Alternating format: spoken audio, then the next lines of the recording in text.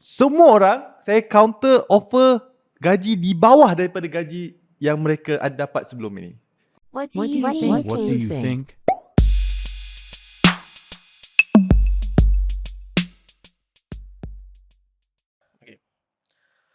So, kita ada tetamu jemputan yang teristimewa iaitu Diana yang merupakan sistem dan juga IT kita.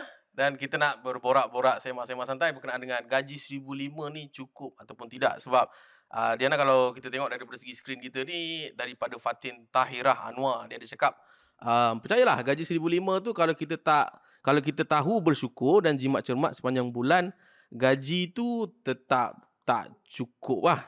Okey, baru-baru ni saya berbincang dengan rakan saya mengenai gaji 1,500 yang ditawarkan kepadanya. Degree rakan-rakan. Degree 1,500. Ya, inilah realitinya. Kami membuat kira-kira anggaran dia boleh mengagakkan kehidupannya di masa depan nanti. Saya tak kata gaji 1,500 sesuai dengan taraf diploma. Diploma atau degree kehidupan kita tetap sama juga. Perlukan pembelanjaan yang lebih kurang sama. Cukup ke nak hidup ni, Fatin kan? Hidup tapi daif. Dengar macam kelakar kan? Terutamanya dengan harga barang-barang naik mendadak. Apa kata kita? Pakar kewangan kita? Apa kata IT dan sistem? Siapa yang nak mulakan? Dipersilakan. Adakah you setuju dengan 1,500 ni sebenarnya tak cukup?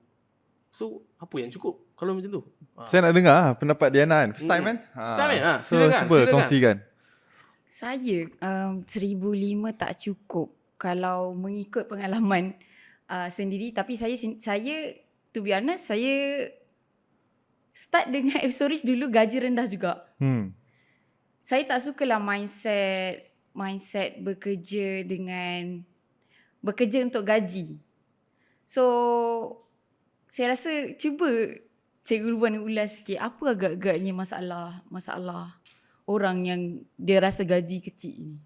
Masalah gaji kecil ni sebab pada Cikgu Luan lah, rasanya dia orang nampak pada nilai kecil tu sendirilah untuk permulaan lah kan. Orang kata apa, 1,500 pada saya lah, ni pendapat peribadi saya, memang tak mencukupi lah. Lagi-lagi kita duduk KL. Tapi boleh jadi benda tu berbeza sikit lah kalau kita duduk dekat dekat luar bandar dan sebagainya kan. Tapi ya, memang kita memerlukan gaji yang sedikit tinggi. Saya rasa range yang selesa, kalau saya at least 2,200, 2,300 untuk orang yang bujang lah. So kahwin saya tak tahu lah. So Dr. Adam rasa gaji berapa sebenarnya, nilai gaji yang mencukupi ni sebenarnya? Kalau tanya saya, Kang jadi ni lecture lah. bukan jadi lecture. I mean like, okay, to be fair, saya dulu kerja doktor kat UK. Memang gaji besar kat UK. And cost of living dekat UK murah. Tak macam kat Malaysia. Malaysia ni cost of living very very high. Okay. Contohnya macam kopi macam ni kan. Kopi ni saya beli like hampir RM20. Betul tak? Tapi kopi yang sama kalau saya beli kat UK, maximum maybe 4 pound sterling, 5 pound sterling. 5 pound sterling sama dengan kalau tak boleh convert lah. Kalau convert lebih mahal sedikit lah. Tapi nilai mata wang sana, kalau gaji 1,500 sana, ni RM5. Faham, okey. Kalau kat Malaysia gaji 1,500 ni RM20. Kan beza kan, berkali-kali ganda. So disebabkan itu, bila saya kat UK, memang Alhamdulillah dengan cost of living yang rendah, satu, gaji pun okey, setimpal lah dengan gaji doktor kat sana kan. So mampulah. Tetapi bila saya pulang ke Malaysia kan, seperti ramai juga yang tahu, kalau anda tengok video-video saya yang terdahulu, saya balik ke Malaysia, saya start from kosong, start from zero. Saya tak ada kerja dengan orang kan. Kalau saya kerja dengan orang, 1,500 bagi saya banyak lah ketika itu. Sebab saya start masuk dalam agensi. Saya start dengan jual takaful. Komisen pertama saya RM50 je sebulan. Right. So 1,500 versus RM50. Oish, kurang tu. Saya bersyukur lah. Kira 1,500 tu kira mewah lah. Mewah. 1,500 mewah. Pergi belanja, no hal kan. Tapi saya start dari 50, lepas tu 100, jadi 200, jadi 400. Slowly kan kita build up. And so that's why bagi saya it's not about the gaji. Gaji ni kalau kita graduate, kita fresh graduate kan. Mindset kita kena berbeza. Saya setujulah apa yang Diana cakap. So dari segi, kalau you kerja untuk gaji, you buka syarikat sendiri lah kan. Sebab you yang tetapkan gaji you. Tapi kalau you nak kerja dengan orang, mindset dia berbeza. Mindset dia, aku kerja ni sebab aku nak pengalaman.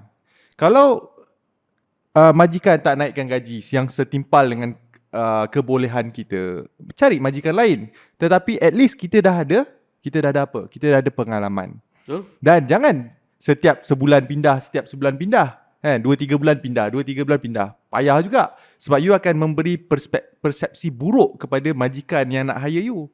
Majikan akan tengok, asal setiap 3 bulan you pindah? Maksudnya you tak ada loyalty. Majikan tak nak orang yang tak ada loyalty. So you kena be very very smart tau. Betul. So kalau saya muda, umur 23 tahun, saya akan kerja, saya akan cari bidang yang memang akan membolehkan saya dapat as much experience as possible. So saya nak tanya Diana, Lupa sekejap. kan? Cuba Diana kongsikan sedikit. Apa yang membuatkan Diana terpilih masuk Epsodis ni?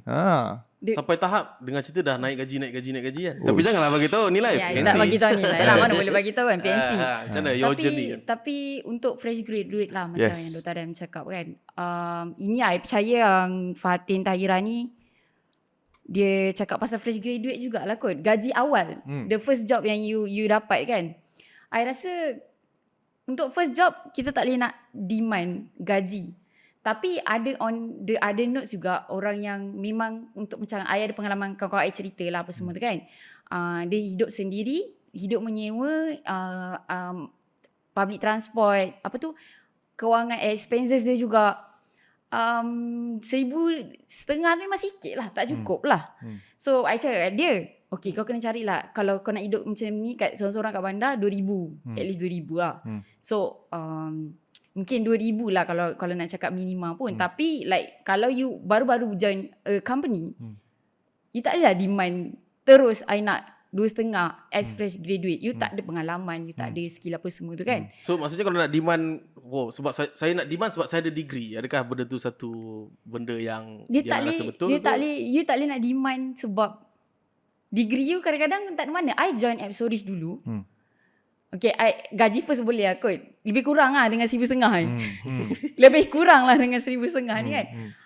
Tapi time tu kira daripada I jump job daripada my first job, I downgrade gaji. Downgrade tu? I downgrade gaji. Downgrade gaji weh. Masa Epsodis sebab time tu my focus memang I tak nak kerja sebab gaji tau. Tapi I tahu I can learn something daripada Epsodis ni lah. Pengalaman yang I akan dapat dekat Epsodis ni memang, kalau Epsodis tiba-tiba tolak I lepas 6 bulan lepas probation kan, I rasa I still boleh cari job, I boleh demand gaji yang lagi tinggi daripada my first job. Okay, faham. Okay, faham. So dia very like, I think strategi tau. You kena pandai. And zaman sekarang ni zaman digital. Iaitu zaman sekarang ni it's not about the gaji anymore. Gaji permulaan tak menentukan kita punya what you call masa depan. Betul? Like kalau anda tanya saya majikan kan. So team Epsodis pun dah ada hampir 20 orang dah. So I've interviewed beratus-ratus orang. What I look for is not about how much they ask for. In fact kan, kalau ni rekod saya anda kalau anda nak try join Epsodis boleh lah. Semua orang saya counter offer gaji di bawah daripada gaji yang mereka ada dapat sebelum ini. Dan semua orang terima. So termasuk saya tu. Termasuk saya. Yang tu PIC lah. PIC juga. Okay. PIC jaga-jaga rahsia you kerajaan, rahsia syarikat. Rasa syarikat. Tak, tapi point dia kenapa tahu? Sebab the logic akal dia is that I want to bring people that work not because of the money. Because money, you join app so rich kot. Then app so rich kot. All become so rich. So I tak ada doubt orang-orang team app so rich ni akan jadi satu hari memang akan earn like, bukan satu hari lah, in the nearest future akan grow their income very very fast. Betul tak? Even Diana pun berapa kali kenaikan dalam masa setahun. Kan? Berkali-kali. So it's not about the gaji tu yang kita nak. It's about the attitude. It's about the mindset. It's about apa masa depan ataupun apa yang mereka nak capai dalam hidup mereka. So macam Diana pun, mungkin Diana tak cerita, tapi the reason kenapa Diana terpilih, sebenarnya Diana tak lepas pun interview. Betul. Kan? Diana interview for digital marketing, tak lepas. Kan? Tapi kenapa Diana terpilih? Sebab saya tengok Diana punya pengalaman dekat syarikat lama. Diana join satu syarikat startup. Ada berapa staff? Saya seorang dekat syarikat. Seorang je kan? Seorang kerja berapa lama? Setahun lebih. Setahun lebih. Baru lagi ya. So seorang staff yang kerja dalam satu syarikat, handle the whole thing kan? Seorang je. And then be able to stay there for so long. Okay, I see resilient. I see star quality kat situ. And because of that, walaupun tak lepas interview, no, I see something in you, I bring you in, I'm sorry. And true enough, kan baru-baru ni menang dua award kan. Mulut award tu. Ah, Menang dah lah. apa? Menang award apa Diana? Producer of the year. 2022. Ni producer of the year 2021. No. Kebetulan. Kompetitor. Lepas tu lagi satu. Lagi. Lepas satu Eagle of the year. Eagle of the year lagi satu. And then special bonus. 3 award 2022.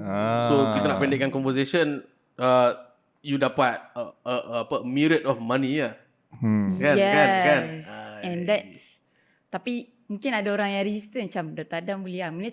Nak cakap yang Dr. Adam memang one of a kind lah, employer yang berfikir macam tu. Macam mana dengan orang-orang kat luar sana kan, macam mana dia nak demand gaji. Bagi I, you focus on what you can offer to the company lah. Instead of fikir aku perlukan gaji ni untuk survive. Memang kalau you start dengan, I rasa lah bagi personal view je, kalau you start dengan mindset yang macam tu, you takkan happy dengan you punya kerja sebab you akan sentiasa rasa tak cukup. Tapi but if you know something, apa yang you boleh offer kat that company, your skill, itulah yang you boleh demand. Janganlah you masuk 1,500, dia orang company nak suruh you buat macam-macam kan. Lepas tu kau kekal je lah gaji 1,500 sampai kesudah. Tak pandai nak demand sebab you sendiri tak tahu your own skill.